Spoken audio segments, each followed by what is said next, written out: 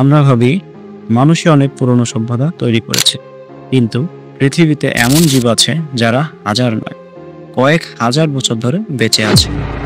ইনফোগল্পের আজকের ভিডিওতে আমরা জানব পৃথিবীর সবচেয়ে পুরনো জীবন্ত জিনিসগুলো সম্পর্কে।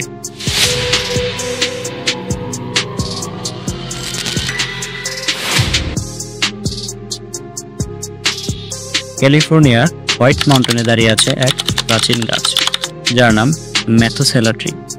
এই ব্রিসেলকোন পাইন গাছের বয়স প্রায় 4800 বছর। যখন পিরামিড তৈরি হচ্ছিল তখনও এই গাছ জীবিত ছিল। এখনো গাছটি জীবিত। বিজ্ঞানীরা এর সঠিক অবস্থান গোপন রেখেছেন, যেন কেউ ক্ষতি করতে না পারে। পৃথিবীর সবচেয়ে পুরনো স্থলপ্রাণী হলো জোনাথন দ্য টর্টয়েস।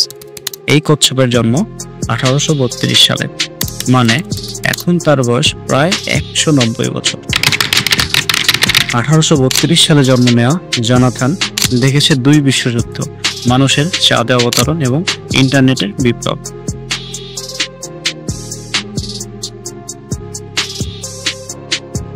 রাশিয়ার সাইবেরিয়ায় জমাটবদ্ধ মাটির নিচে বিজ্ঞানীরা খুঁজে পেয়েছেন এক আশ্চর্য জীব, এক ধরনের ব্যাকটেরিয়া, যারা 40,000 বছর ধরে জমাট বরফে ঘুমিয়েছিল। আশ্চর্যের বিষয় হলো গবেষকরা বরফ গলানোর পরও এই ব্যাকটেরিয়া জীবিত হয়ে উঠছে।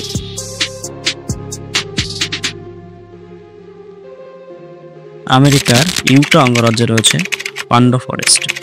বাইরে থেকে এটা একটা বন মনে হলেও আসলে পুরো বনটাই একটা জীবন্ত অর্গানিজম।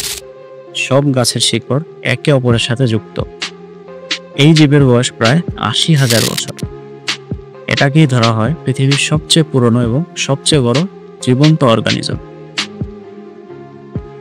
গাছ, কচ্ছপ, ব্যাকটেরিয়া এরা প্রমাণ করে যে পৃথিবীতে জীবন কতটা টেকসই। হয়তো আমরা মানুষ মাত্র 100 বছর বাঁচি, কিন্তু পৃথিবীর কিছু জীব 1000 বছর ধরে গল্প বলে যাচ্ছে। আপনার কাছে কোনটা সবচেয়ে অবাক করা মনে হলো? কমেন্ট করে জানাতে ভুলবেন না।